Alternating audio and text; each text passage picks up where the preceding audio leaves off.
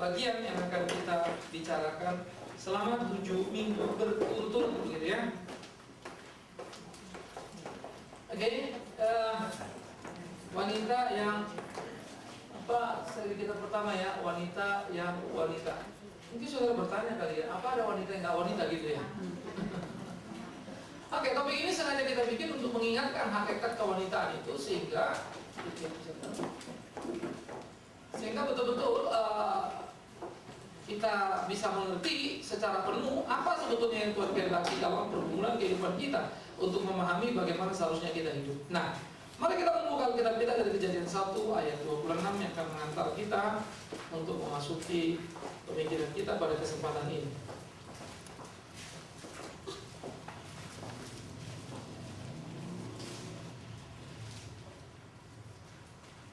26 dan 27. Kalau sudah ketemu kita baca sama-sama Kejadian 1, 26 dan 27. Ya, kita mulai 1, 2, iya.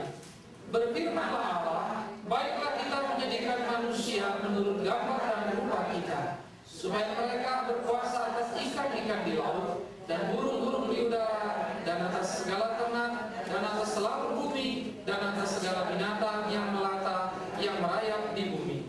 Maka Allah menciptakan manusia itu menurut gambarnya. Menurut gambar Allah diciptakannya dia, laki-laki dan perempuan diciptakannya mereka.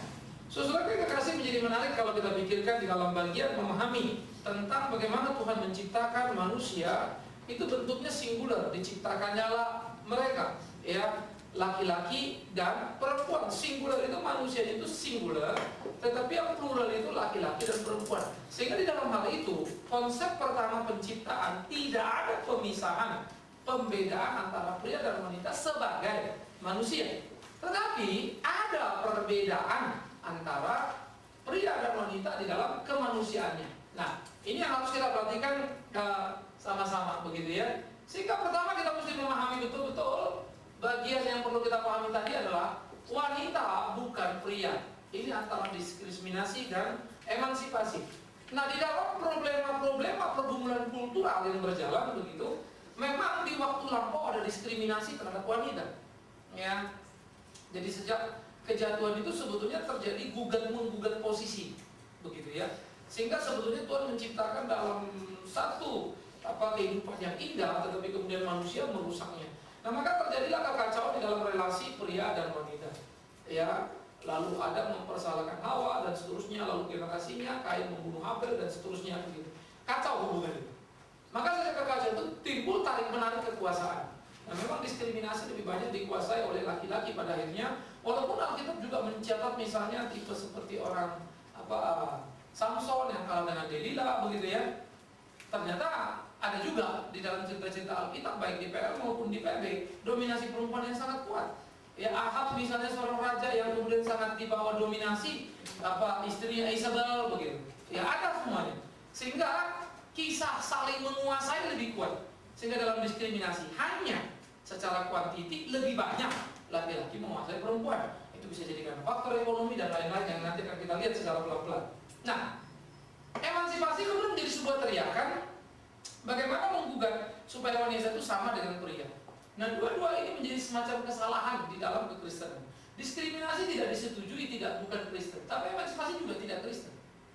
Begitu ya. Nanti kita akan bicarakan bagian ini bagaimana emansipasi menjadi virus modernitas yang menghancurkan lagi sisi dalam kehidupan keluarga. Tadinya diskriminasi yang merusak, sekarang emansipasi. Dua-dua virus. Ya. Maka ada resposisi, artinya resposisi itu kembali kepada posisi yang harusnya. Itu mestinya yang kita pikirkan. Jadi bukan diskriminasi, tapi juga bukan emansipasi, tapi resposisi kepada apa yang diajarkan oleh Alkitab. Nah, itu mesti dirumuskan. Ya, nah jadi wanita bukan pria, ini prinsip pertama antara diskriminasi dan emansipasi, sehingga kita tidak boleh terjebak kepada isu-isu baik diskriminasi maupun isu-isu emansipasi. Itu bukan isu Kristen.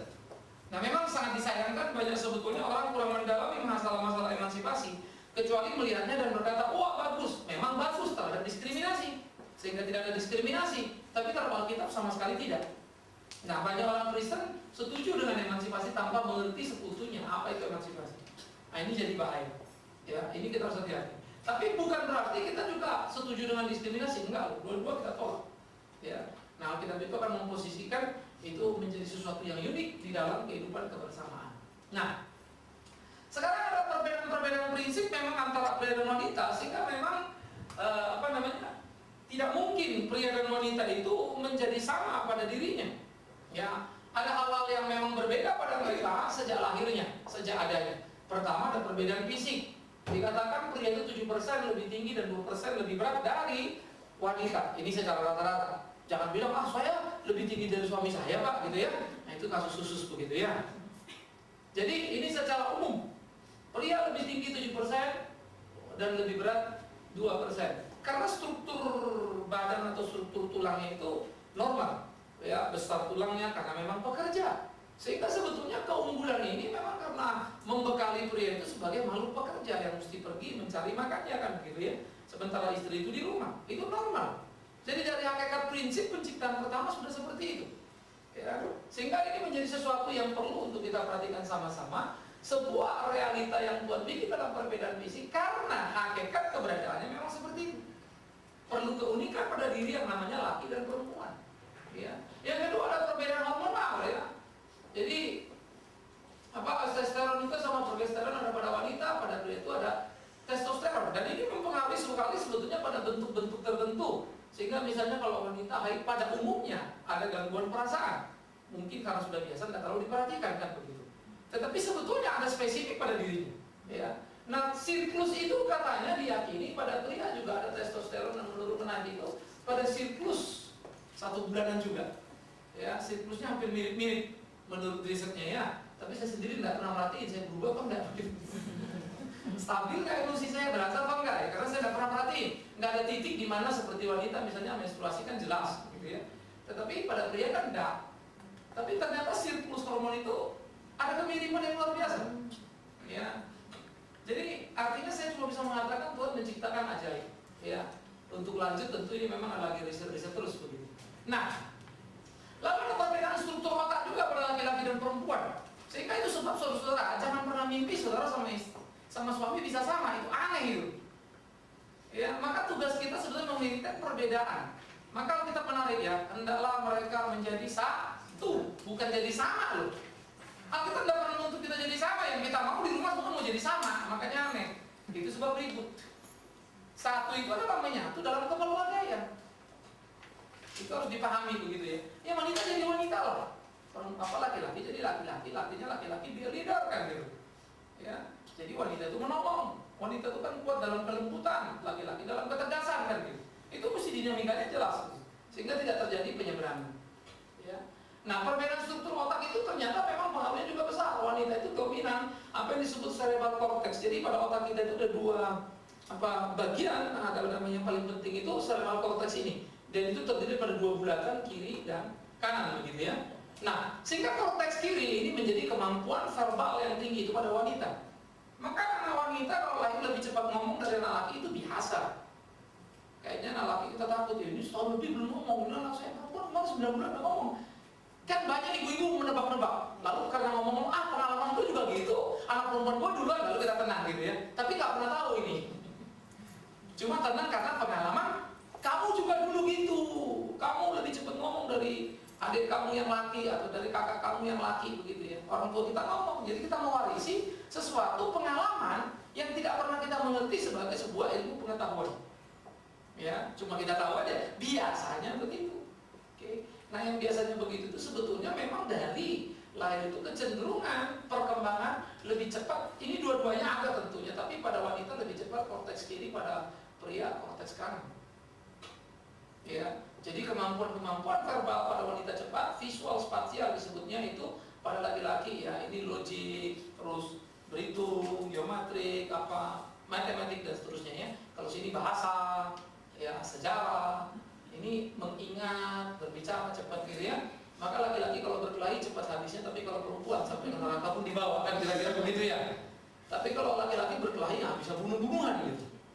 Perempuan tak bunuh-bunuhan, tapi itu dia menempel terus gitu ya. Sangat ingat dia pelajaran sejarah itu. Nah, kalau yang keempat ada perbedaan emosi yang sangat menarik antara pria dan wanita. Nah, kenapa ini kita mesti pelajari? Ini kan psikologi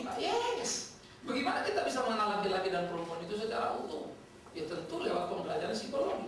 Apakah psikologi itu tidak ada di Alkitab? Ada. Kalau dilihat karakter orang di Alkitab itu kelihatan, begitu, bukan tidak. Ya, jadi kelihatan. Ya, cuma seringkali tidak perlu kontras, lalu kita kurang perhatian. Nah, pada hakikatnya itu sangat terasa. Nah, sekarang kita akan lihat yang berikut. Ya, ini menjadi perbedaan emosi antara pria dan wanita. Nah, wanita dan pria, kita lihat wanita itu tidak agresif, tetapi pria sangat agresif. Ya, itu sebab kalau orang pacaran misalnya pria itu yang ngejar-ngejar perempuan, bukan perempuan ngejar-ngejar laki gitu ya. Kalau sampai terjadi kan orang bilang gila perempuan. Kan secara umum orang rasa aneh. Kok jadi kamu yang nguber-nguber? Apalagi terjadi perkelahian dua wanita silet-siletan untuk berebut satu laki-laki. Wah, itu lebih cilaka lagi.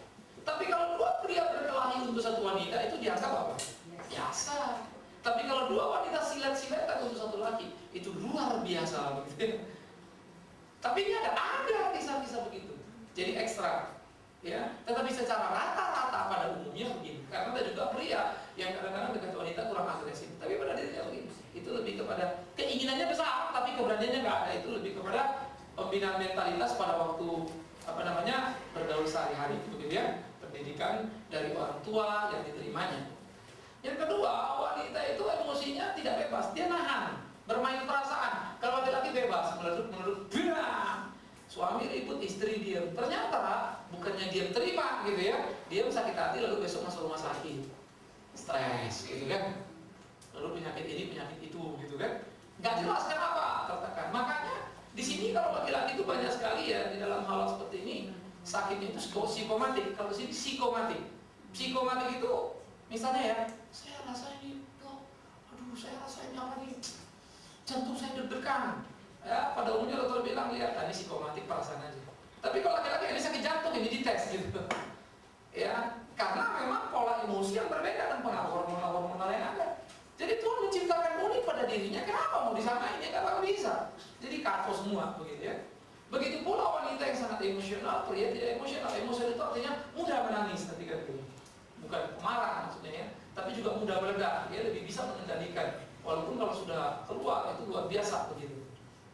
Ya, lalu wanita itu cenderung sangat subjektif, pria itu sangat objektif. Wanita, anaknya tidak pulang, dia mikir, wah ada apa mana kita, jangan-jangan ketabrak mobil, dicuri orang. Oh, pokoknya ceritanya panjang banget gitu ya. Karena belum pulang dan terlambat 3 jam.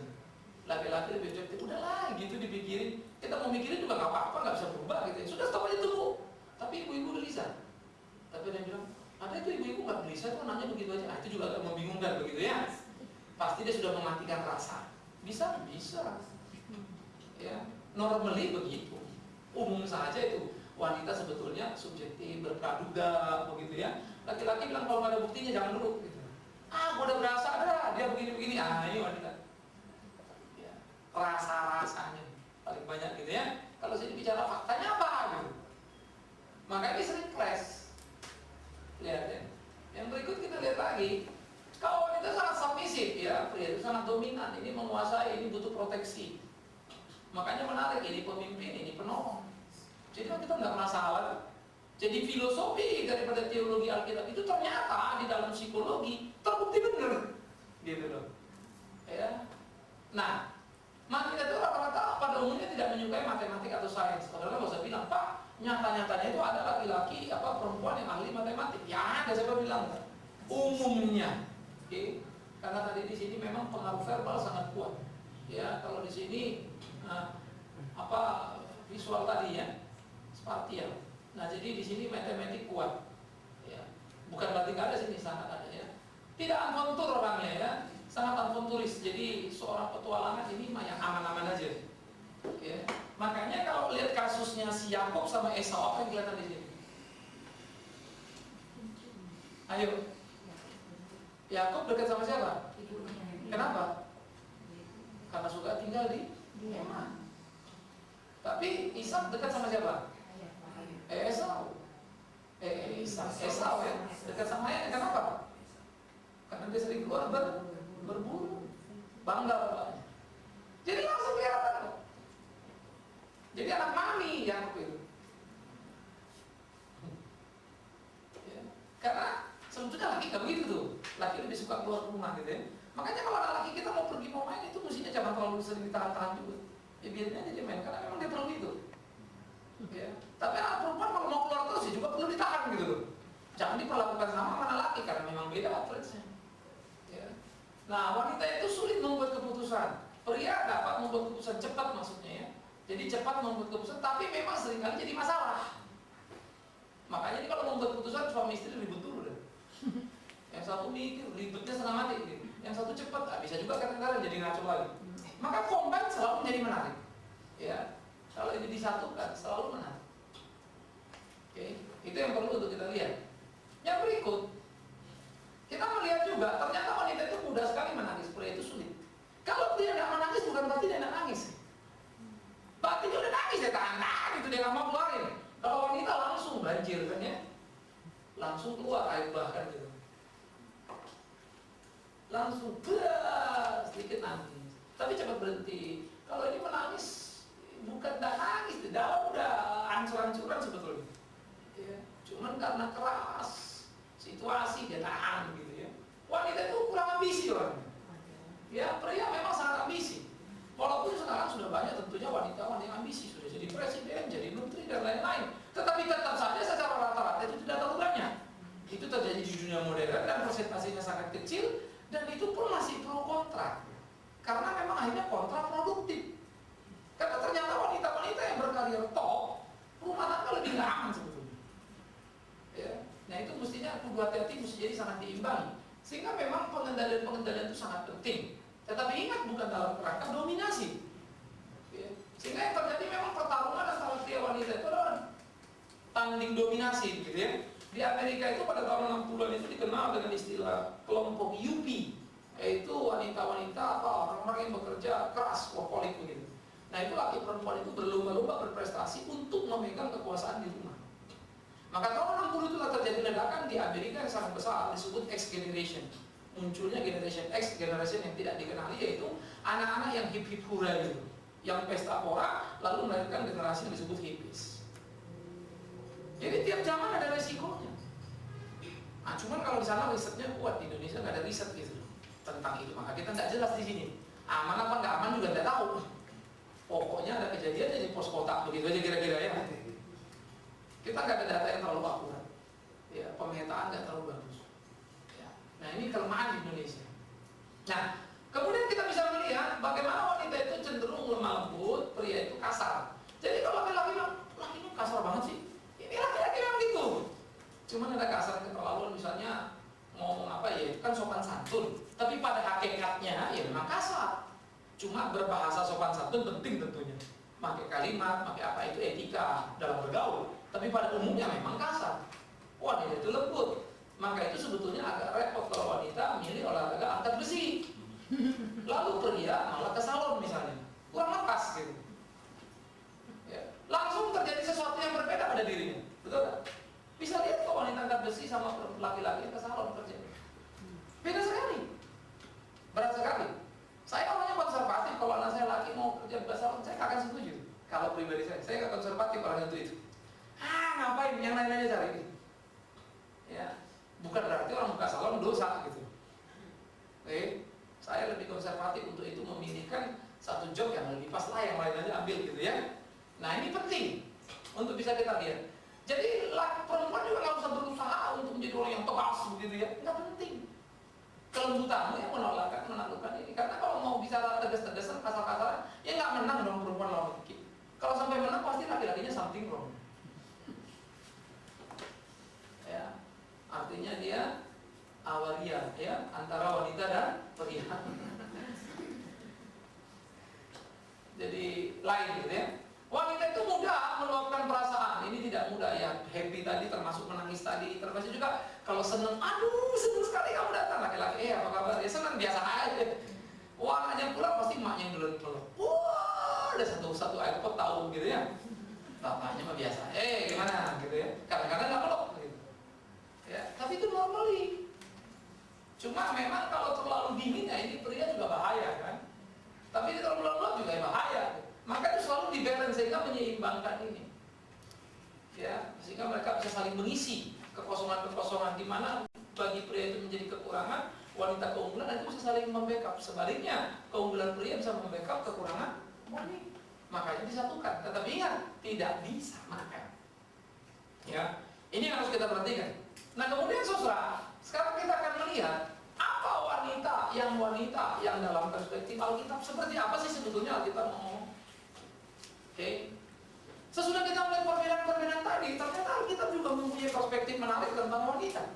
Yang pertama, wanita itu disebut adalah seorang penolong. Kejadian 1 ayat 18. Ini bukan 1, ini 2:18. Ya. Kejadian 2 ayat 18 mengatakan wanita adalah seorang penolong. Maka Tuhan memberikan seorang penolong bagi seorang pria. Tidak baik laki-laki itu seorang diri, maka diberikanlah seorang penolong kepada dia. Nah, konsep pemahaman tentang penolong ini harus betul-betul dipahami. Penolong bukan perongrong, penolong bukan penodong, begitu ya. Walaupun bunyinya mirip-mirip gitu. Tetapi kontras sekali bedanya. Sehingga hakikat sebagai penolong mesti dipahami betul. Menolong suami untuk hati-hati dalam keputusannya, karena tadi dia cepat memutuskan, wanita lebih lambat, dia nolong. Sehingga penolong itu menciptakan keseimbangan. Ya, menolong suami untuk lebih menikmati kehangatan pertemuan, begitu ya. Menolong suami untuk banyak aspek yang bisa dia kerjakan di dalam kehidupannya. Sehingga sebagai seorang penolong, wanita memainkan peran yang sangat prinsipil. Ya. Nah, itu sebab di bawah bukan karena lebih rendah, pria di atas bukan karena lebih tinggi. Jadi wanita di bawah bukan karena lebih rendah, pria di atas bukan karena lebih tinggi. Tetapi hakikat yang Tuhan buat untuk saling menopang. Ya, saya suka menggambarkan sebuah rumah. Kalau kita beli rumah itu kan ada rumah yang kelihatan modelnya bagus, warnanya oke. Tapi di bawah rumah itu ada apa? Fondasi, ya, struktur yang penting. Sehingga kalau orang pinter, insinyur yang beli anak sipil apalagi gitu, yang dilihat apa? Bukan kelihatannya, speknya mana? Dia mau lihat pakai batu apa, besinya berapa, gitu ya, berapa mili, ya dia itu. Yang kita tak lihat. Kalau yang tak ngerti langsung, wah ini bagus nih. Pakai sebulan dan retak-retak misalnya. Karena nggak lihat kualitas. Ya, jadi terus goyang bangunan itu pas miring, anjlok itu karena konstruksinya gitu ya. Tapi konstruksi di bawah ada kelihatan. Nah sekarang saya mau tanya, kalau kita beli rumah seharusnya mana yang lebih penting, konstruksinya atau bangunannya? Ya sama juga kalau konstruksinya, kalau gitu beli aja konstruksinya kan gitu. Ya enggak juga. Karena yang di atas pun biar konstruksi bagus, kalau di atasnya jelek ya sama aja kan gitu. Buat apa kita beli? Maka kita butuh dua-duanya bagus. Tapi konstruksi nggak bisa bilang fondasi bilang saya di atas, saya kan juga penting sama penting gitu ya. Lalu bangunan bilang iya, aku di bawah juga nggak apa-apa. Ya kacau rumahnya. Karena yang kelihatan nanti fondasinya doang. Maka yang di atas tidak lebih penting daripada yang di bawah. Bukan karena lebih tinggi, tapi di bawah bukan karena lebih rendah. Itu seni di dalam hubungan suami istri, dan disitulah wanita menempatkan diri sebagai penolong. Jadi nggak usah berpacu-pacu untuk emansipasi. Tapi penolong ini bukan pembantu. Artinya yang ditekan-tekan begitu ya. Itu diskriminasi. Bisa lihat lagi ya, selalu ya, diskriminasi, emansipasi. Sehingga di balance. Nah, di dalam balance itu nanti kita perlu untuk terus memperhatikan bagaimana wanita itu menyadari diri sebagai penolong dan tidak perlu merasa yuk kayak jatuh, gengsi begitu ya, nggak perlu. Memang begini kok. Tuhan buat kita begitu kok. Tuhan ciptakan kita begini kok, gitu kan. Jadi ini mesti dipegang betul-betul, dipahami betul-betul ya. Nah, sekarang kita akan melihat wanita sebagai bagian dari seorang laki-laki, ya. Nah, dikatakan laki-laki dan perempuan itu akan menjadi satu, kedua-duanya menjadi satu. Sehingga dikatakan bagian dari seorang laki-laki, artinya apa saudara? Di dalam hubungan suami istri itu, wanita menjadi bagian dari laki-laki dalam konteks dia penolong itu. Sehingga sebagai penolong dia bukan sesuatu yang diorder oleh laki-laki, begitu ya. Seperti pembantu di rumah, kita gaji, kita atur semau kita. Ya, pembantu kita kan mesti ikut apa kata kita. Mesti patuh, enggak kita keluarin kan, kasarnya begitu. Karena sudah ada transaksi gaji. Tetapi di dalam hubungan suami istri berbeda. Sehingga di dalam hal itu, kekosongan perasaan seorang laki-laki dalam segi emosi tadi diisi oleh wanita tadi. Sehingga betul-betul menciptakan sebuah kesatuan yang luar biasa di antara mereka. Ya. Nah, ini menjadi bagian yang menarik yang kalau kita pikir bagaimana seharusnya seorang wanita itu memainkan peran di dalam kesadaran bagian daripada seorang laki-laki. Ya, tentu bagi laki-laki jadi harus menyadari bahwa wanita itu bagian dari dirinya, bahwa laki-laki itu bagian dari wanita itu juga. Sehingga penyatuan itu menjadi satu konsep yang sangat luar biasa. Ya. Nah, itu sebab pemahaman teologi dan pengalaman menjadi sangat penting di dalam membangun sebuah rumah tangga yang utuh. Ya, kalau tidak akan pernah terbangun satu rumah tangga yang utuh, satu rumah tangga yang sehat, satu rumah tangga yang memang seperti apa digambarkan oleh Alkitab. Ya.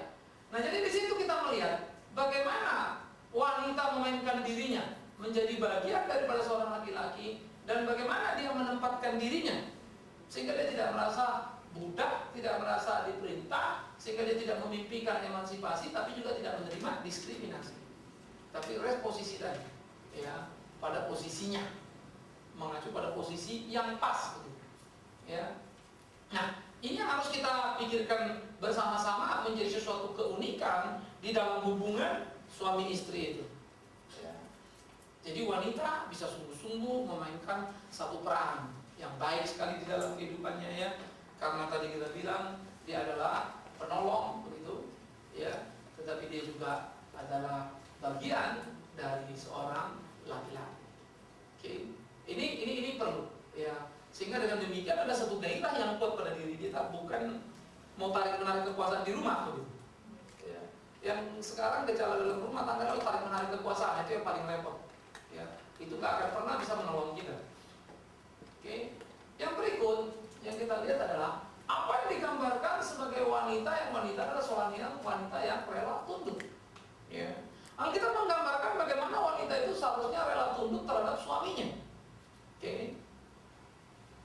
Tapi jangan bilang, Pak, kok kayaknya wanita melulu gitu. Ini seminar wanita ini gitu ya. Nanti kalau laki-laki ngomongnya lain lagi kan gitu. Karena kalau di sini adalah pria yang rela mengasihi kan gitu kalau laki-laki kan. Sehingga rela tunduk tadi sebetulnya memang submisif kan perempuan? Yes.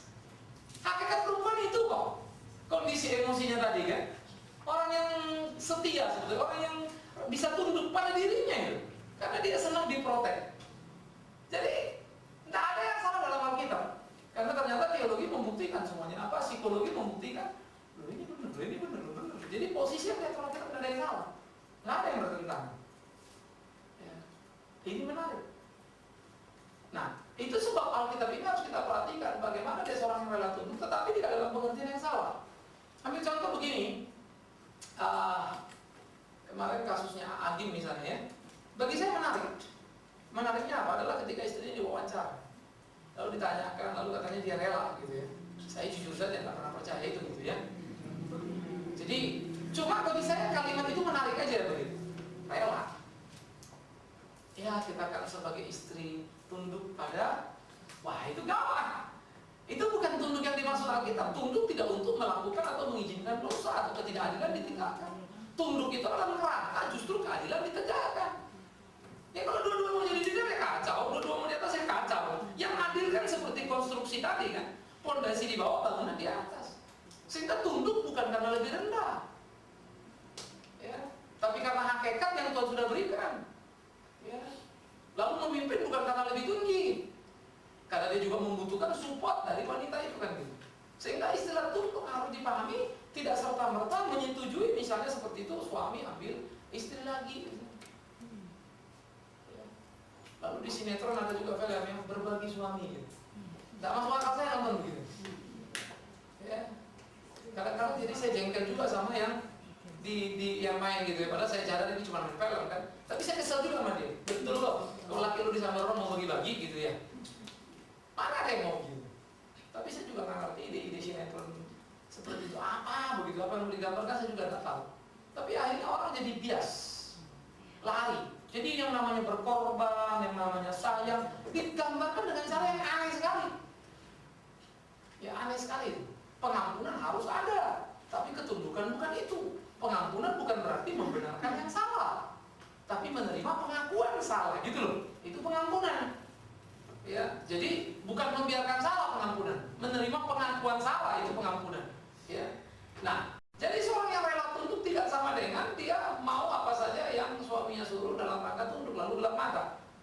Saya kira ini banyak diterjemahkan salah sekali, sehingga banyak istri-istri ya saya mesti tunduk sama suami, tapi tunduknya jadi negatif. Ya, tunduknya itu akhirnya ya sudahlah, suami nggak mau gereja ya nggak apa-apa ya, boleh kita nggak gereja semua gitu. Tunduk pada suami. Aduh, ini hati-hati dulu. Bagaimana yuk berdoa supaya suami mau ke gereja, kan itu. Tapi bukan kemudian ya turunkan bendera gitu. Itu salah sekali. Bagaimana supaya dia mau berdoa? Tentu kita bertarung karena penolong. Ya. Jadi submissinya ini, tunduknya ini dalam pengertian bukan, kesetiaan ini bukan dalam pengertian yang negatif. Ya, tidak boleh berlawanan dengan dosa. Oke. Karena ini pun sebetulnya tunduk merupakan satu dinamika di dalam kasih suami. Ya. Sehingga memang dua-dua itu betul-betul saling mengisi, saling menguatkan, sehingga tidak terjadi satu arah tok. Ya. Nah ini penting. Inilah wanita yang wanita. Ya. Tetapi kalau sudah emansipasi menguasai kita, kata tunduk ini jadi kata yang kita benci. Seakan-akan tunduk itu diperbudak soalnya. Tunduk itu dikuasai. Apa aja yang kita suka pakai kalimat ini jadi. Hanya dianggap Kristen itu menekan perempuan. Salah lagi. Ya, Kristen tidak setuju dengan diskriminasi, tapi Kristen juga tidak sepaham dengan emansipasi. Kristen mempunyai keunikan hubungan yang luar biasa. Ya, satu keunikan hubungan yang sangat hebat sekali. Dan itulah hubungan yang menarik di dalam kebersamaan pria dan wanita itu. Yang berikut, ya, seorang wanita adalah wanita yang feminim. Coba baca Ulangan 22 ayat 5, apa itu kalimatnya? Coba. Ulangan 22 ayat 5.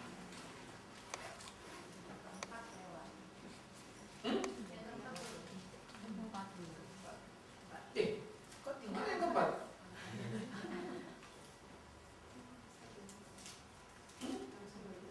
Apa? Terbalik. Oke. Ya, terbalik ya. Kesalahan pada laptop. Oke, sekarang kita kembali kepada jadi 4 mata. Loh, tadi 3 apa ini? Orang yang tunduk. Kok hilang semua? Oke. Ya. Kok ayatnya sama? Ini bagian yang miss tadi ini. Ini kayaknya ini bukan ini ayatnya ini. Hah? Hah? Coba baca 1 Petrus 3 ayat 1 dulu. 1 Petrus 3 ayat 1.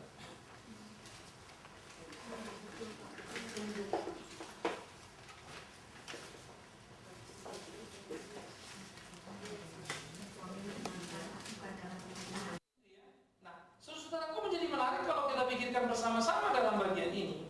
Ternyata kekuatan memenangkan suami apa? Sifat yang terpuji. Kadang-kadang kita mau mendominasi suami dengan merantainya gitu kan, supaya jangan lari-lari gitu ya. Kita rantai di rumah sudah. Akhirnya yang ada adalah sesuatu kengerian di dalam kehidupan. Ini kan jadi yang nomor 3 itu Efesus 5:22, supaya nggak terlalu ini kalau kalimatnya sama. Efesus 5:22 ya. Saudara tambahkan aja catatannya. Efesus E-nya besar. Efesus 5 ayat 22. Oke. Ya.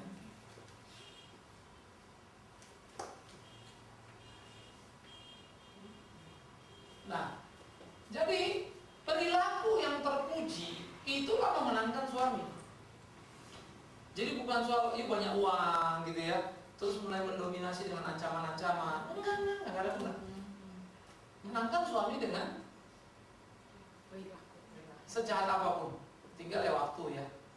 Karena jangan lupa selalu memerlukan satu waktu untuk menciptakan sebuah perubahan. Karena hidup memang tidak sederhana, pergumulan tidak sederhana. Selalu ada pertarungan dan tarik-menarik dalam kehidupan ini. Ya, khotbah itu memang sederhana, mengajar memang sederhana, tapi menjalankan apa yang kita dengarkan, melakukan, ini menjadi bagian yang sangat serius di dalam kehidupan ini. Sehingga perilaku yang terpuji sebetulnya ini memenangkan. Nah, mungkin yang perlu disadari oleh wanita sebetulnya adalah dia sangat menentukan dalam tanda petik mempunyai peran yang cukup banyak dalam rumah. Karena suami kan banyak keluar rumah. Ya, kena virus, kena apa segala macam di luar sana kan. Nah, ini yang di rumah ini membersihkan. Penolong itu loh. Jadi kecenderungan suaminya lah yang lebih tinggi daripada perempuan. Yes. Kompas membuktikan itu. Pria lebih banyak punya will daripada wanita punya pil. Ya, walaupun memang rata-rata wanita punya lebih banyak pil KB maksudnya ya. Kalau pil KB ya wanita yang pakai. Mana laki-laki pakai pil? Ya. Tapi kalau pil pria idaman lain, willnya laki-laki lebih banyak. Jadi kecenderungan. Karena rata-rata kebanyakan wanita jatuh ke situ itu ya tertinggi itu karena balas dendam. Ya, lu gitu, gua juga bisa kira-kira gitu ya, karena balas dendam. Kebanyakan karena itu. Ya, baru nanti kedua, ketiga terus ada alasan-alasan lain. Sementara kebanyakan pria jatuh itu karena di rumah tidak terperhatikan. Ya, sehingga waktu ada perhatian ekstra dari luar, jatuh dia. Dia jatuh ya, perempuan malah balas dendam, jatuh lagi dua-duanya. Begitu ya. Lalu dua-duanya masuk neraka ya. Bagus juga sih gitu ya. Jadi sama-sama lah kan. Ya, jadi satu pun tidak ada yang lolos kan. Toh masih ketemu juga ya. Nah, oleh karena itu perilaku yang terpuji menjadi bagian yang sangat prinsipil yang jadi penting untuk diperhatikan. Maka wanita itu perhatikan ini. Suami saya begini betul, tapi pakai ini. Payah Pak, gak berubah. Kadang-kadang kita mendapatkan dia 1 tahun sebelum kematiannya. Emang sakit sih ya. Kalau 20 tahun hidup sama dia cuma 1 tahun enaknya kan apes banget kayaknya. 19 tahun jelek dulu. Tapi santai ya. Tapi ini jadi pertarungan iman bagi orang-orang Kristen. Itu sebab wanita Kristen itu punya hobi yang tinggi sekali. Perubahan orang tidak bisa kita harapkan besok. Karena memang kita nggak bisa tahu suami. Belum lagi hidup kita kan punya latar belakang, starting hidup kita di mana, persoalannya kayak gimana, orang yang kita pilih itu modelnya apa. Karena kita menikah dengan pria yang sudah punya life structure. Ya, Anda kan nggak nikah dengan pria yang umurnya 5 bulan, toh? Halo? Iya. Nikahnya dengan pria 5 bulan? Kan tidak. Nih paling tidak 20, 22, 23. Udah berbentuk dia. Bentukan rumahnya itu loh. Kalau bapak emaknya bentuknya bagus, kalau nggak bagus ya siap-siap lah. Jadi yang kita dapatkan pria itu bukan pria idaman. Nggak ada pria idaman. Cuma memang pria yang menyenangkan, yes. Tapi idaman dalam arti kata persis seperti yang didamkan semua orang. Susah cari begitu. Tidak ada pasaran itu ya. Kalau menunggu pria idaman itu ya belum lahir atau kalau ada sudah mati gitu. Jadi tidak bakal ketemu. Ditunggu belum lahir, ada udah mati. Tidak ada gitu. Maka itu dalam proses penyatuan, kedewasaan menjadi kata kunci yang paling penting untuk mampu saling mengisi dalam kekurangan. Jadi nggak ada yang utuh seperti yang kita mau. Oke, paling orang wah saya sih beruntung dapat suami saya begini. Kata beruntung itu pun dalam pengertian dia nggak seperti orang lain. Tapi kalau diukur dari kebenaran kita mungkin ini juga kurang ideal gitu. Nangkap ya. Tapi dari ukuran umumnya ya untung banget gitu. Ya karena nggak seperti suami orang lain gitu. Jadi relatif sekali penilaian itu. Nah karena itulah memenangkan rumah tangga perilaku terpuji tadi menjadi amat sangat penting. Sehingga dia menjadi bagian yang kuat di dalam kehidupan berumah tangga, saudara. Ya. Jadi menangkan suamimu dengan perilakumu. Ingat, ini rumah nih. Suami itu keluar karena virus banyak. Waktu dia balik, nah murnikan dia dengan apa? Perilaku terpuji ini. Atau ya nggak akan pernah dapat dia. Ingat ya, laki-laki makin ditekan. Hari ini karena dia salah dia diam. Emang dia salah kan? Lama-lama apa? Dia bikin lagi. Ngamuk lagi kita. Dia diam, salah, dia bikin lagi. Ngamuk lagi kita, dia diam, salah, bikin lagi. Ngamuk lagi kita. Enggak ubah lagi deh. Udah mati rasa sudah. Bisa ngerti ya? Memenangkan suami nggak begitu. 1 kali kan dia rasa, 2 kali dia udah ya oke terima-terima, tapi ketiga kali dia nggak terima lagi. Aneh ya, padahal dia salah loh. Ya. Yang salah pertama itu karena dia sadar betul itu salah. Tapi kemudian reaksi negatif dari wanita atau istrinya membuat dia mulai berpikir. Salah kedua lagi jatuh lagi, dia sudah agak lebih tidak seperti yang pertama rasa salahnya. Yang ketiga sudah ngawur. Akhirnya udah hancur lagi, sama-sama hancur gitu. Memang hancur, ya dia hancur, ya hancur semua. Ya, maka dapatkan dia dengan maka kasih sayang dari seorang istri itu yang kelembutan dari seorang istri itu, pengertian yang penuh justru memenangkan suami. Nangis-nangis tuh suami begitu ya. Lucu ya. Karena dia tidak bisa diperlakukan kasar. Ya. Dia akan kemudian memberontak. Tapi perilaku yang terpuji ternyata bisa memenangkan suami. Maka dikatakan hai istri-istri yang kudus, hendaklah engkau menguduskan suamimu yang belum kudus. Ternyata bisa. Ya. Nah, tapi itu pertarungan, perjuangan. Ya, kalau kita misalnya ingat Louis, Eunike, iman mereka menurun kepada Timotius. Tapi papanya Timotius yang notabene orang Yunani itu tidak tercatat di sana. Kemungkinan paling besar memang belum bertobat pada waktu Paulus tulis surat itu. Sehingga dikatakan iman bapakmu, iman ibumu. Ya. Tetapi bagaimana kemudian Louis dan Eunike berjuang supaya suami mereka bisa kenal Tuhan. Tapi paling tidak anaknya sudah menurun. Jadi waktu perilaku terpuji belum bisa menolong suami, jangan lupa perilaku terpuji sudah menolong siapa?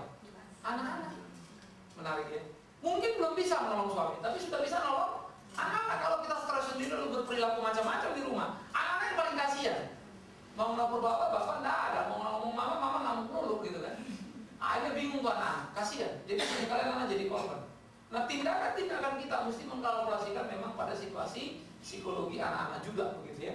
Karena memang pernikahan adalah keputusan pria dan wanita dewasa yang tidak layak untuk dibebankan kepada anak-anak sebagai penanggung derita. Ya. Nah, ini harus betul-betul kita perhatikan prinsip-prinsip seperti ini.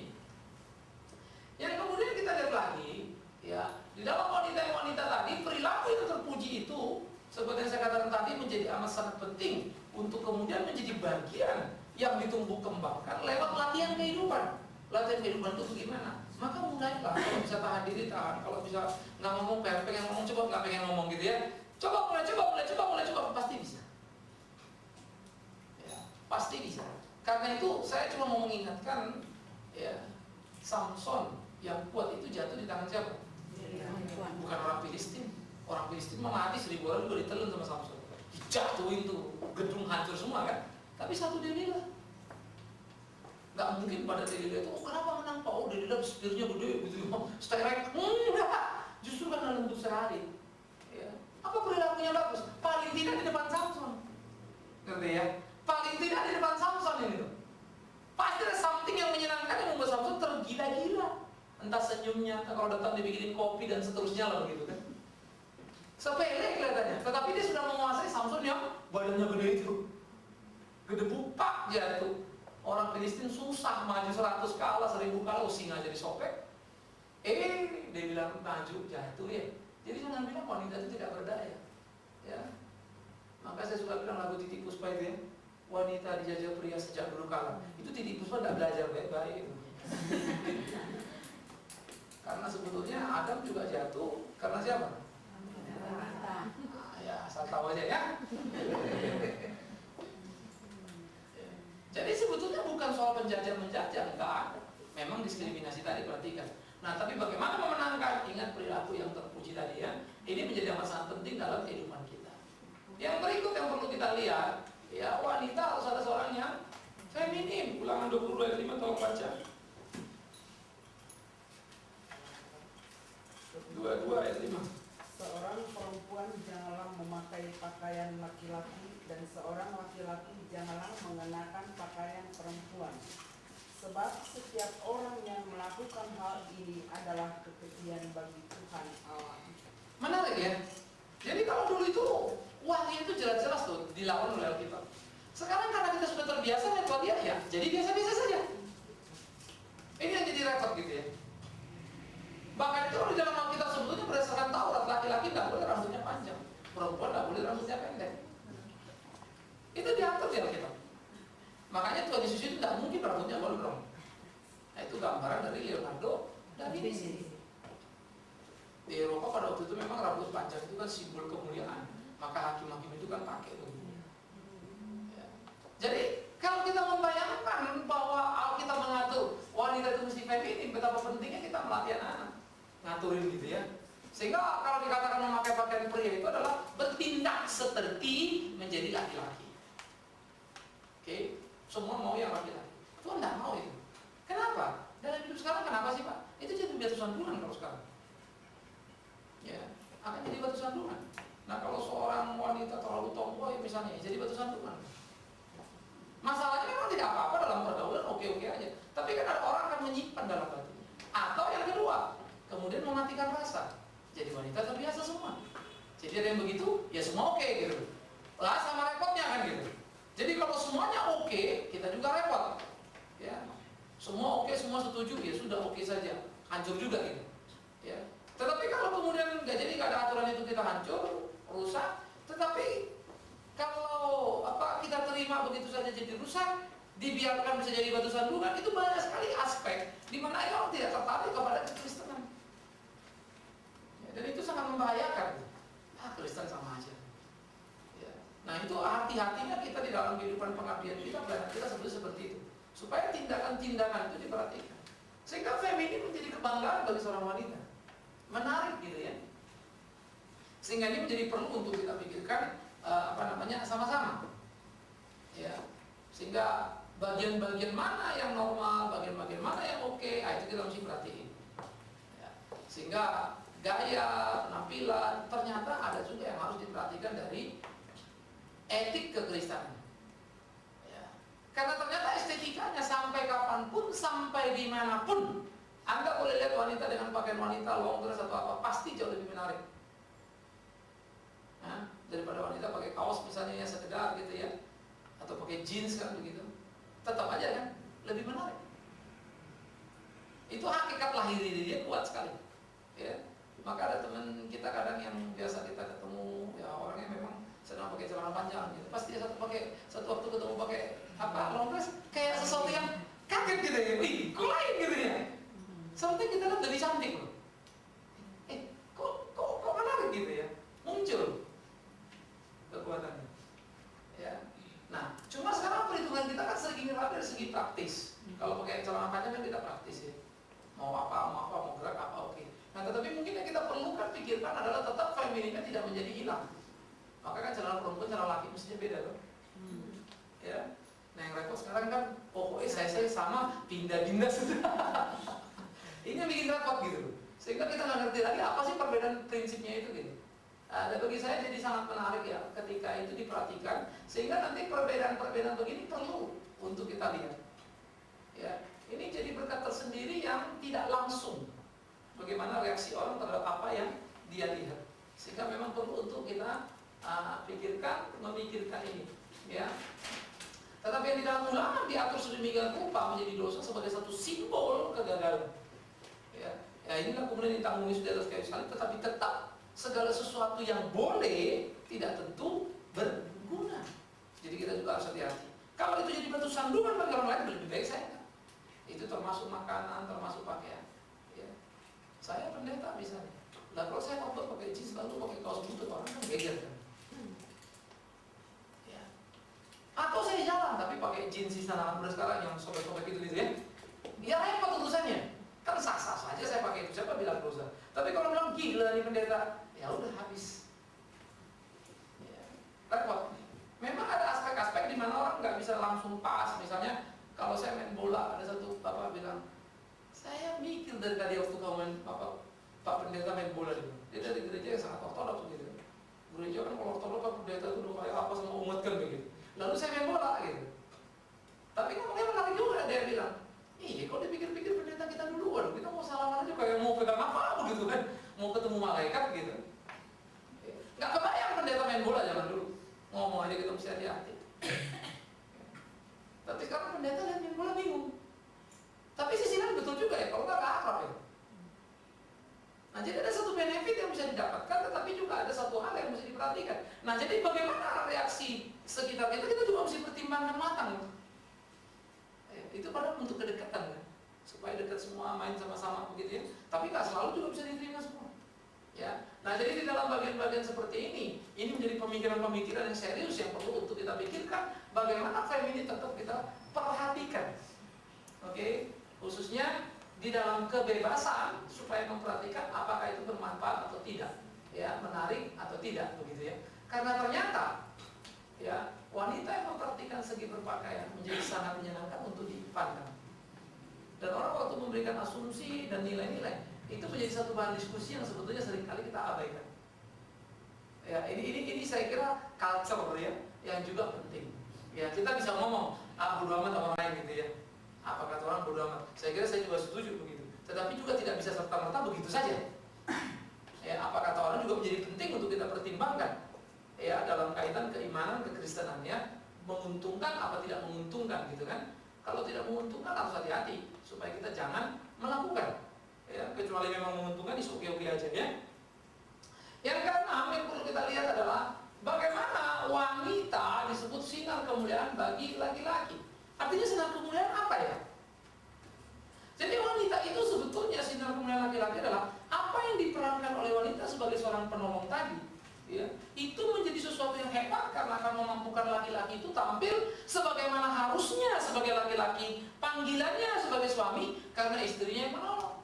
Yang kedua, dikatakan juga pria wanita itu sebagai sinar kemuliaan menjadi menarik untuk kita pikirkan bagaimana di dalam konteks kehidupan sehingga wanita itu tidak menjadi sembarang pada tiap orang karena dia sinar kemuliaan bagi laki-laki itu dalam konteks bagi suaminya. Ya, itu sangat menarik. Nah, coba kita lihat konteks di Korintus yang juga menceritakan ada satu situasi di mana kemudian mereka dituntut menjadi seperti itu. Ya, 1 Korintus 11 ayat 7.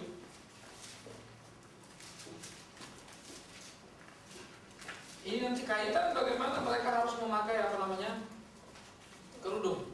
Oke, tolong baca. Sebab laki-laki tidak perlu menutupi kepalanya. Ia menyinarkan gambaran dan kemuliaan Allah, tetapi perempuan menyinarkan kemuliaan laki-laki. Bagian ini mau menggambarkan seperti ini. Tadi prinsip saya bilang tadi karena bagaimana wanita itu menjadi ekspresi tadi menolong, bagaimana dia memainkan peran. Ya, lalu ada sisi kultural pada waktu Paulus berbicara itu menarik. Laki-laki tidak boleh pakai kerudung, nggak perlu karena dia sinar kemuliaan Allah. Oke, jadi langsung. Tapi perempuan mesti tunduk pada laki-laki. Ya, dia tidak boleh membuka itu, tapi untuk suaminya. Itu loh maksudnya. Ya, sehingga dia betul-betul spesial untuk suaminya. Dia nggak untuk semua orang. Nah, karena dia spesial untuk suaminya, maka itu sebab wanita yang menempatkan diri sebagai istri yang tepat itu selalu mensupport bagaimana suaminya itu merasa something, merasa luar biasa karena dukungan sang istri ini. Ya, itu sebab kembali lagi dari segi berpakaian menjadi sesuatu yang juga penting. Ya, saya ingat dulu ada istri pendeta kami. Ya, saya keingetan waktu kita pergi ke rumahnya begitu ya, mau lapor apa, lalu kitanya jadi rumoran tuh di gereja gitu, jadi omong-omongan gitu karena ibu pendetanya seksi banget gitu ya. Jadi kita datang ke rumahnya pakai apa namanya, hot pen gitu ya, kan gila kan, orang lain mungkin pakai hot pen kita kata pusing, ibu pendeta kan kita jadi mikir semua, pulang ngomong jadi omongan gitu, gila ya ibunya seksi amat tuh. Jadi kita kalau ingat pendetanya ingat istrinya diomongin. Jadi kalau ingat pendeta istrinya diomongin gitu. Akhirnya istrinya jadi batu sandungan bagi suami. Padahal pendeta itu cukup baik, cukup bagus. Ya. Dan terakhir ada ribut di gereja pada waktu itu cukup besar. Dan ternyata ribut itu pun dimulai dari istri pendeta sama istri pendeta. Ribut aja pendeta sama pendetanya. Jadi nggak sinar kemuliaan lagi gitu. Ini bahaya sekali tuh. Itu sinar Petromax namanya ya. Akibatnya kacau. Jadi istri sama istri ini ribut nih, suaminya pasti. Istrinya juga sambungan, suaminya kebanting. Ya. Nah ini perlu hati-hati ya, seperti saya bilang tadi. Memang kalau disuruh-suri lagi, kenapa begitu? Kita coba cari tahu gitu ya. Jadi kita tahu memang istrinya orang kaya. Yang cara berpakaian oke-oke aja begitu. Lalu di situ pendetanya memang ganteng sih ya. Terus jadilah mereka ceritanya. Ya. Nah kemudian mereka married. Ya, tapi karena gaya dia sudah dari dulunya begitu, ya biasa aja dong berarti ya. Dia nggak peduli, memang udah dulu begini. Tapi dia lupa, dia sekarang istri pendeta gitu. Dia kan bukan istrinya bangsawan atau istrinya pengusaha begitu ya. Dia istri pendeta. Ya kan perlu hati-hati. Ya. Sama aja kalau saudara misalnya kita nanti ada acara ya, lalu saudara datang pakai hot pen, pakai eker semua anak-anak nanti. Pemuda bisa pusing 7 keliling kan. Wah itu kan ibu majelis kok pakai hot pen ya. Kita mesti kudu mikirin kan. Biasa buat orang lain, tapi mahal tuh susah. Kita mesti perhatikan. Itu sebab orang-orang barat itu segi berpakaian itu ada pakaian musim ya. Ada musim dingin, pakai musim panas, pakai mau ke pesta, beraturan banget tuh. Kita kadang-kadang yang jadi lebih merdeka dari orang barat gitu. Walaupun kalau lagi santai mereka juga super kan gitu ya. Pakaian irit kan begitu ya. Nah, oleh karena itu sinar kemuliaan laki-laki tadi harus perhatikan bagaimana dia sebagai penolong memainkan perannya, sehingga dia harus menjadi seperti seorang wanita tidak sembarangan, karena dia kemuliaan bagi suaminya. Karena pada waktu itu di Korintus banyak sekali orang lalu lalang masuk ke gereja, ya, yang sebetulnya pelacur, gitu loh. Sehingga untuk mengenali mana pelacur mana enggak itu dikenali semua. Ada banyak yang kata tertib gitu ya, wanita-wanita kita bilang istilah wanita modern lah kali ya, serampangan, maka dikasih tahu, pakai begini.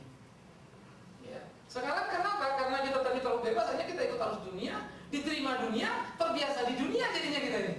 Kita ini kejebak sebetulnya. Jadi kita sudah terbiasa dengan standar-standar dunia, ya. Yang akhirnya kita susah mau membangun standar Kristen, nanti kita berbingungan sendiri karena sudah menempel mengkristal pada diri kita standar-standar itu sendiri, itu standar dunia itu ya. Nah ini yang bahaya. Nah ini yang harusnya hati-hati kita garap dalam kehidupan kita, sehingga ada satu diskusi-diskusi buat dari ibu-ibu ya, apa yang mesti dipakai, bagaimana. Saya kira itu penting sekali. Ya, bagaimanapun ke gereja jangan pernah pakai hotpan atau rok terlalu pendek begitu kan? Jangan pernah. Ya. Kalau ke pesta gimana Pak? Saya sih kalau ditanya juga janganlah. Sampai orang melihat Anda memang jadi pusat perhatian, tapi ingat, ketika kau jadi pusat perhatian karena seksimu, berat juga gitu ya. Karena jadi akan pasti jadi bahan diskusi. Tiap laki-laki kan mendiskusikan itu. Wah, serame di sana kan gitu. Memang senang sih jadi bahan diskusi gitu ya. Tapi kalau diskusi negatif kan pusing juga kepala kita. Nah suami yang harus hati-hati, apalagi kalau pas suami dikenal orang gereja. Wah tuh makin ribet. Terus kita bilang, susah apa kalau gitu? Bukan susah, gampang kok. Jangan bikin susah, yang bikin susah kita. Itu kan bukan persoalan dari luar kan, persoalan internal dari dalam kitanya kan gitu ya. Jadi saya pikir ini juga harus dipertimbangkan, harus diperhatikan hati-hati sekali ya.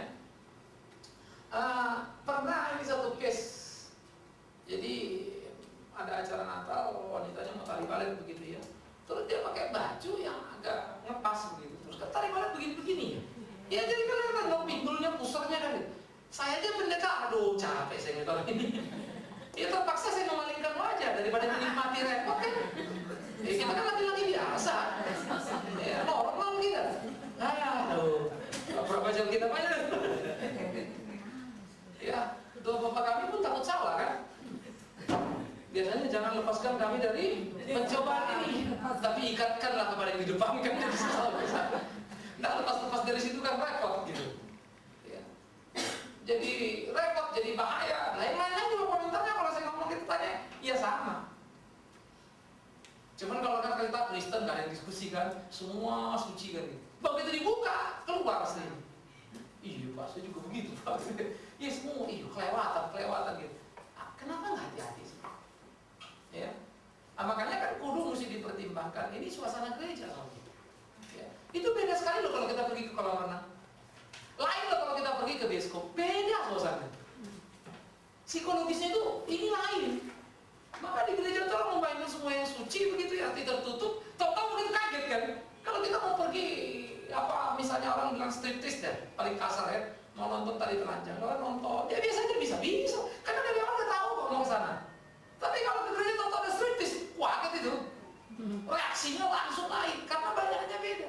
Nah ini perubahan, tentuannya di dalam psikologi ceklek gitu. Ya, orang nggak terlalu ini, jadi bisa pikiran jadi macam-macam. Ya, makanya coba lihat ya, wanita tertutup saja pun orang bisa mikirkan macam-macam, apalagi terbuka. Tetapi kenapa di kolam renang enggak? Kan orang tahu semua begitu, psikologi. Tapi kalau di gereja jadi repot urusannya. Ya, nah akhirnya tadinya maksudnya dia mau memuliakan Tuhan, tapi orang nonton jadi macam-macam pikirannya. Ya, akhirnya setan yang pesta pura kan gitu. Ya, kita mesti hati-hati gitu ya. Ayat ketujuh, ya, yaitu seorang yang bisa menempatkan dan menguasai diri. Roh Kudus itu tertib. Maka dikatakan karunia Nabi tunduk kepada Nabi, dan itu juga Paulus mengatur dalam Timotius juga ya. Wanita itu jangan banyak bicara, jangan mengajar. Tapi kemudian orang salah ngerti. Jadi wanita nggak boleh ngajar Pak, nggak boleh bicara di pertemuan. Bukan. Tapi maksudnya di sana adalah wanita jangan mendominasi. Ya. Dan wanita itu harus betul-betul damai di penampilan atau di keadaan itu. Ya. Itu menjadi penting dalam tata krama, tata aturan, bagaimana kebersamaan supaya hidup itu dijalankan. Ya. Sehingga itu tidak menjadi jebakan-jebakan yang salah.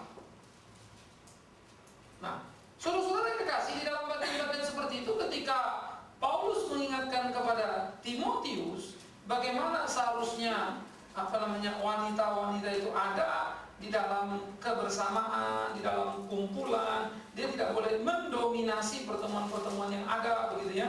Sehingga dia harus tertib. Itu diatur sedemikian rupa oleh Paulus, ya. Supaya kalau dia tidak mengajar itu jangan mendominasi. Karena bagian laki biarlah dikerjakan oleh laki-laki, begitu maksud Paulus. Ya. Sehingga di dalam hal ini menguasai diri penting. Mungkin dia mau ngomong boleh, tapi lihat dulu dong, timbang dulu, begitu ya. Jangan itu nanti jadi sebuah masalah yang kemudian menjadi titik persoalan yang luar biasa. Ya, itu bisa dilihat dalam 1 Timotius pasal 2 ya, ayat 11-12. Mungkin di bawahnya 1 Korintus itu tambahkan saja ini ya. Ditambahkan satu lagi 1 Timotius 2 11 dan 12. Ya. Jadi perempuan itu berdiam diri, damai. Ya, tidak mengajar, tidak mendominasi, bukan tak boleh ngajar. Jangan salah ngerti, mendominasi. Artinya mendominasi adalah laki-laki maksudnya. Karena apa? Memang para dia bukan itu. Ingat itu ya. 1 Timotius pasal 2 11 dan 12.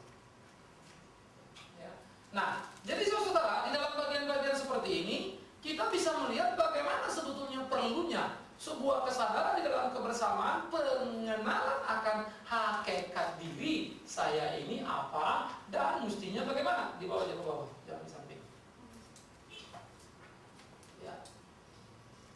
Oke, ini yang perlu. Nah, oleh karena itu saudara, bagaimanapun Alkitab atur menarik, karena kalau itu terjadi di muka bumi betapa tenangnya. Anak-anak ya, kalau melihat mama mendominasi terus, bapak belum ngomong, bapak, ayah semua apa-apa lari ke mama, itu juga bisa bahaya. Satu teman saya, ya, waktu kami kerja di Tragusura, persekutuan ikut lama-lama ngomong. Kita tanya, lo pacaran? Enggak, pacaran juga, ternyata tahu dia lesbi. Ya. Terus kita ngobrol, kenapa sih lo jadi lesbi? Jawabannya tahu. Sebetulnya gue dulu liatin, laki gue nggak demen banget, karena bapaknya itu sebetulnya petinggi gitu. Tapi habis loh mamanya kalau ketemu udah gak bisa ngomong lah begitu ya. Jadi mamanya betul-betul yang ngatur semua.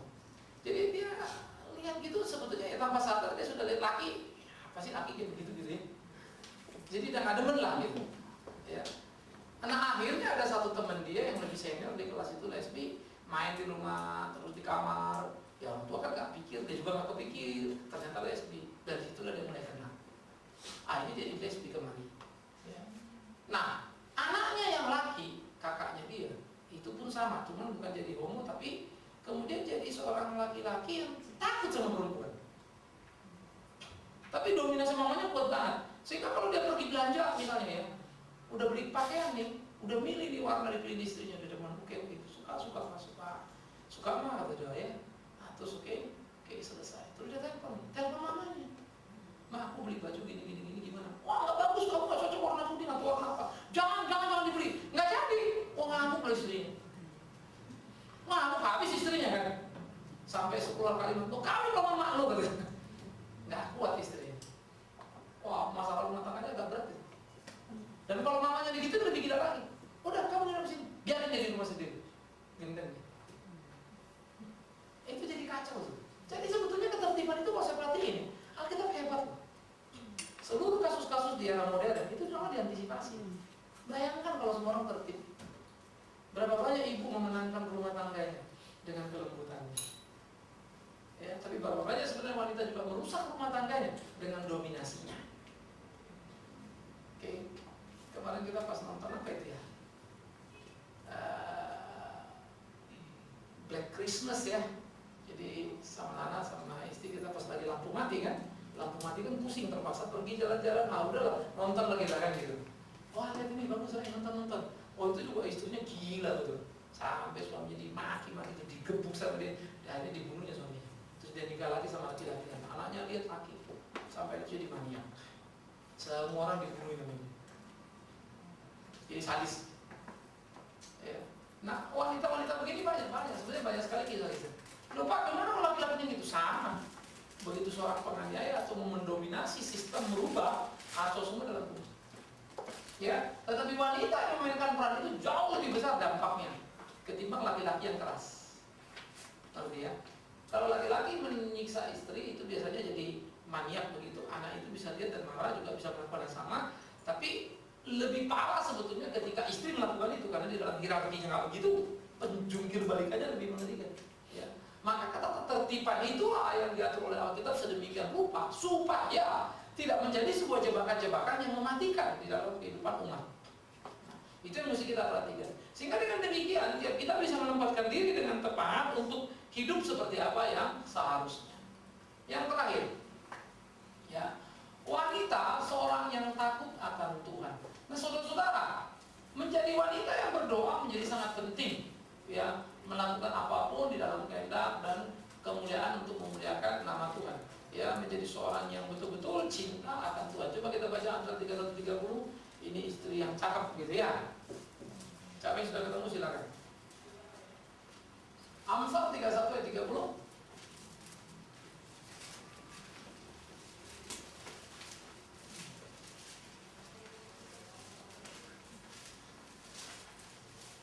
Saya ketemu tolong baca. Kemauan adalah bohong dan ketampukan adalah sia-sia. Tetapi istri yang takut akan Tuhan dipuji-puji. Menarik ya. Kenapa dia bilang kecantikan pemolekan sia-sia? Tapi istri yang takut akan Tuhan akan dipuji-puji. Karena percaya, saudara, kekuatan yang disebut inner beauty jauh lebih kuat dari apapun. Padahal kita istri-istri banyak sekali menghabiskan uang untuk kosmetik itu kan gitu ya, untuk mempertahankan suami. Saya kira dan harus ke salon, oke. Tetapi kalau itu jadi skala priority tanpa menjadi takut akan Tuhan sehingga melahirkan tindakan tadi perilaku terpuji, susah. Karena wanita cantik, kita cantik di luar ada yang lebih cantik. Nah, maka kalau saya lihat kadang-kadang artis orang ngomong gitu, wah berdandan supaya apa, supaya suami nggak lari. Loh, nah ini cilaka ya. Satu waktu kan dia akan tua juga. Lah kalau dia tua keriput dan suaminya bakat lari, dia lari pas waktu tua kan. Cari lagi daun muda, dia kan nggak mungkin mundur muda kan. Ya kalah set tuh. Tetapi karena itulah perilaku tadi yang terpuji dalam sikap takut akan Tuhan akan membuat seorang wanita menjadi sangat kuat di dalam kehidupan. Karena dia tidak sedang dalam rangka mendominasi suami, tapi dalam rangka mensupport suami sehingga suami merasakan support dari istri dalam perilaku yang terpuji. Jujur aja, suaminya kan punya kebergantungan kuat pada istri. Hebat deh, kebergantungan kuat. Sampai dia rasa kalau ada istrinya susah. Saya senang kalau lihat pasangan suami istri yang begitu, yang udah tua-tua, istrinya meninggal, suaminya drop, kesehatannya drop, jauh sekali. Karena rasa kehilangannya rupanya kuat sekali. Baru kita tahu, memang mereka dekat banget gitu ya. Orang-orang yang semakin intim di dalam keakraban itu berasal. Ya. Maka kalau satu meninggal langsung yang satu drop. Itu biasanya kan dekat banget. Sehingga kehilangan itu betul-betul super hilang. Anak-anak nggak bisa ganti posisi itu, nggak bisa. Ya, walaupun ada juga yang suaminya meninggal tambah sehat gitu ya. Nah ini biasanya something wrong ini kan. Nah, ini pasti korban suami kan. Sehingga suaminya meninggal tambah sehat ya. Hah? Wah makin segar. Oh ibu makin segar ya, bapak udah pergi. Iya merdeka.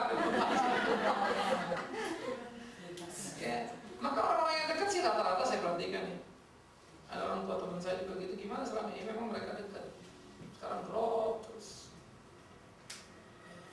Karena saya udah bilang, nggak bisa lah kalian gantikan posisi papa kalau memang dia dekat. Sulit itu, tapi maklumin saja lah, apapun yang dia mau sudah lakukan saja. Kadang-kadang kita ngerti ya sudah lah. Ya, kita mesti ngalah, karena nggak bisa ganti posisi itu. Ya. Mau bawa ke luar negeri juga bukan itu buat dia. Ya boleh bawa dia nonton apapun, dimanapun, bukan itu. Nggak ada gunanya. Ya, karena keterikatan batin tadi yang luar biasa. Tetapi bagi saya itulah menyenangkan dan bukti betapa hubungan suami istri itu indah. Maka banyak sekali suami istri itu kalau udah meninggal, kalau dekat jalannya nggak jauh. Suami atau istrinya nyusul lagi. Nggak jauh. Psikologisnya kuat sekali. Ya. Sehingga memang butuh orang, kalau kecuali orang yang ekstra matang sekali gitu ya, lalu masih punya kegiatan lain, wah dia mulai melawan itu, lalu mulai memakai kegiatan lain, nah itu lain lagi guys. Tapi rata-rata tetap aja waktu sepi sunyi-sunyi, tempung jalan lagi, merenung lagi, nangis lagi, gitu. Unik sekali. Nah itu di relasi ya. Hubungan-hubungan yang perlu kita pahami. Oke, sampai di sini bagian yang kita pikirkan. Sekarang silakan kalau saudara-saudara mau ada tanya jawab ya, kita review sedikit.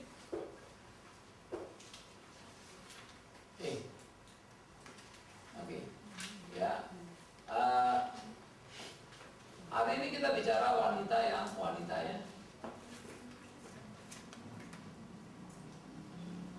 Oke. Awas, kita bukan diskriminasi, juga bukan emansipasi. Perbedaan prinsip 4 titik tadi ya, fisik, hormonal ya, perbedaan struktur otak ya, perbedaan emosi itu sangat memang kental. Itu sudah membuat laki-laki dan pria, perempuan, wanita dan pria tidak mungkin jadi sama, tapi bisa menyatu ya. Ya, perbedaan-perbedaan tadi, ingat ini perbedaan emosional antara pria dan wanita ya. Memang ada perbedaan-perbedaan yang sangat prinsipil. Ya, nah itulah diperlukan. Kenapa menikah itu memerlukan kedewasaan? Ya karena ini udah pasti beda, nggak mungkin ada yang sama. Maka perlu orang dewasa yang menikah. Kalau anak ya ribut mulu sudah. Ya maka pernikahan dini selalu jadi masalah ya. Ya wanita seorang penolong, kemudian harus disadari bagian dari seorang laki-laki ya. Dia seorang yang rela tunduk. Ya, tapi ingat di bawah bukan karena lebih rendah, suami di atas bukan karena lebih tinggi, tapi posisi yang saling membackup. Seorang yang berperilaku terpuji ya untuk memenangkan suaminya, seorang yang feminin ya, sinar kemuliaan laki-laki, bagaimana sikap hidupnya harus betul-betul menjaga segala nilai-nilai yang penting. Seorang yang bisa menempatkan dan menguasai dirinya ya, dan hanya seorang yang takut akan Tuhan, inner beauty. Oke, sampai sini ada yang silakan. Ya, Ibu silakan. Tadi untuk nomor 7 ya Pak, saudara bisa. Saya mau menghubungkan dengan yang nomor 7 Pak, bahwa wanita adalah seorang yang bisa menempatkan dan menguasai diri. Kebetulan suami saya orangnya pendiam Pak, pendiam namun ya mungkin karakter laki-laki memang dia keras. Nah, saya khawatir apakah saya jadi mendominasi dalam rumah tangga, karena sering sekali suami bilang, tanya mama, bagaimana mama. Saya sering kali berpikir mungkin karena kedekatan saya dengan anak-anak, saya lebih banyak mengerti, karena kebetulan anak sudah menjelang dewasa semua. Yang menurut saya sering sekali komunikasi dengan anak-anak bahwa papa tuh kuno, kolot. Jadi saya sering kali menjadi penengah begitu Pak. Nah, saya khawatir apakah suatu waktu saya jangan-jangan tanpa sadar menjadi seorang ibu yang terlalu mendominasi rumah tangga. Kedua Pak, karena pendiamnya suami, sering sekali kalau ada rapat-rapat di rumah atau keluarga, sebelumnya kali mungkin sudah bicara, oh harus begini. Tapi kadang kependiaman suami seringkali tidak disuarakan Pak. Nah di tengah-tengah rapat yang begitu banyak orangnya, sering sekali saya bicara. Dan suatu waktu memang saya suka merasa, aduh kenapa saya kok terlalu banyak bicara. Yang mana saya mengerti memang tidak baik. Dan sekarang dibukakan melalui Alkitab bahwa sebaiknya wanita tidak terlalu banyak berbicara. Terima kasih Pak. Oke. Bagaimanapun itu sudah mengkristal ya, sudah membentuk dari dulu sampai sekarang. Nah seringkali kan keadaan itu tidak kita sadari. 5 tahun, 10 tahun, 15 tahun baru kita diskusi. Ini gimana mengubah sesuatu yang sudah mengkristal tadi. Itu sudah terpola. Dan kadang-kadang uniknya suami pun merasa itu aman-aman aja, oke-oke aja. Ya, jadi dia rasa ya udah aku nggak usah ngomong lah, istriku aja yang ngomong nanti biar jadi begitu. Tetapi anak-anak tidak merekam dengan baik. Paling tidak anak-anak tidak bisa memahami yang benar itu kayak apa sih. Seorang suami misalnya ya. Jadi mungkin nanti istri, anak-anak kita yang perempuan mungkin nanti cari suami ya suami yang jangan banyak ngomong, jadi bisa batur, kira-kira jadi begitu. Atau suami anak kita laki-laki nanti jadi suami juga begitu. Istri gua aja ngomong, gua enggak, kayak bapak gua atau gimana begitu. Atau kebalikannya. Jadi selalu memang ada negatif poin yang akan muncul. Sehingga memang pertama ini kan sudah mengkristal. Tapi kan tidak terlambat untuk kemudian membicarakan itu juga begitu ya. Sehingga membalikkan lagi itu menjadi diskusi-diskusi menarik, karena ini nanti biasanya jadi masalah kalau udah pensiun. Lebih berat lagi. Sudah gak ada kerjaan, nggak ngomong pula lagi. Ada pertemuan apa dia, terus kerjaan juga nggak ada, jadi introvert gawat juga nanti. Bisa jadi dia hilang apa kita juga nggak tahu apa. Tahu-tahu tersinggung, tahu-tahu apa gitu. Ya masih ada kerjaan masih penting, dia itu pengalihan aja kan. Ada bodoh besok kerja plong lagi kan, pas nggak ada. Ini kalau ada pensiun jadi repot, gitu. Nanti orang pikir lagi lain lagi, wah ibunya, istrinya mendominasi gitu kan, padahal situasi kan. Nah, terus gimana caranya? Ekses yang muncul pasti ada, tidak bisa tidak. Nah, cuman besar kecilnya seperti apa? Sekarang memang mesti kudu dilatih. Jadi ibu misalnya pas ini ngomong, ngomong apa nih? Pak, tolonglah, sudah cukup waktunya. Rasanya saya juga ikut seminar, betul juga nggak baik gitu ya. Saya juga rasa saya jadi kurang begitu aja, ya. Rasanya ya mesti kasihlah anak kita nanti kayak apa mereka mau belajar. Udahlah kamu, no. Ini bukan soal saya. Saya gampang ngomong kok, tahu apa yang kamu mau. Tapi bagi anak-anak kan nggak baik. Buat apa kita punya anak kalau kita nggak mau bentuk anak itu jadi baik-baik? Buat apa kita ke sekolahin kalau emosinya tidak kita latih? Buat apa kita sekolahin kalau tata tertib perilaku kita nggak ajarin benar kan? Buat apa? Nah, itu memang harus menjadi pembicaraan serius dua orang tadi. Yang kedua, nah kalau dia udah mulai ngomong itu jangan mau, biarkan aja. Tanya aja kenapa? Papa ngambil, papa aja. Kadang-kadang ada satu kasus kita biarkan aja begitu. Nggak selesai apa kan ngomong, ya mama kan ngomong, karena aku tadi. Kalau aku ngomong lagi nanti terbalik lagi, bolak lagi, balik lagi gitu lagi. Ya, yang kedua, ketika di adat misalnya ada acara keluarga kumpul, tanya lo bapaknya si Anu kan gitu. Gimana Pak? Dia lempar aja. Dia nggak jawab, ya diam aja kita. Walaupun kita ada usulan. Begitu selesai, kenapa lo ngomong tadi? Kan dia tanya Papa. Saya mau coba mau dia Papa ngomong, ya sudah. Tapi terima lo konsekuensinya bahwa nanti kemudian jadi agak sedikit kacau gitu ya. Ya bisa terima, jangan juga habis itu Papa sih nggak ngomong, sama aja. Balik lagi kita ke zero gitu loh. Malah jadi negatif. Bukan saja zero tapi negatif jadi. Karena minus. Nah itu biasanya jadi kemudian ya udah bisa ngomong, saya nggak mau ngomong lagi. Ah itu jadi luka. Lalu dia sama sekali nggak mau ngomong lagi. Ah itu lebih berat. Nah memang seni di dalam ini harus diperhatikan karena ingat tadi waktu kita merit dua orang yang sudah punya life structure, struktur hidupnya sudah ada, modelnya sudah ada. Entah apa yang direkam bapak dulu di keluarga ya itulah terjadi. Kalau mertua gimana? Dominan perempuan apa laki? Lakinya pendiam juga? Ya sepertinya ya. Biasanya memang begitu sih. Ya. Ada faktor-faktor itu. Nah jadi ini yang kita mesti grade. Nanti kenapa? Nah kita jadi begitu lagi. Nanti satu waktu ibu yang gelisah kalau misalnya punya anak laki ya, married sama istrinya terus dia ngomong dulu, kamu kenapa nggak ngomong sih? Kan kita jadi ibunya yang gelisah. Sama anak kita yang kebetulan laki. Kan gitu. Kita mulai tegur dia, kamu sih ngomong. Padahal itu warisan kita. Ibu nggak bisa bilang, itu bapak suami saya sih dulu gini-gini. No, ini kan warisan dua orang. Maaf Pak, sering kalau suami yang ngomong, kan anak-anak udah mulai kuliah semua terus ngomong, itu bentrok dalam arti. Jadi saya mengerti juga bahwa memang laki-laki itu kepala. Namun seringkali saya lihat kalau bicara mentok, mungkin karena memang waktu itu dari kampung dan usia itu memang sudah mau menjelang pensiun. Untuk anak-anak saya sedikit lebih modern dan mereka lebih mengerti, lebih luas.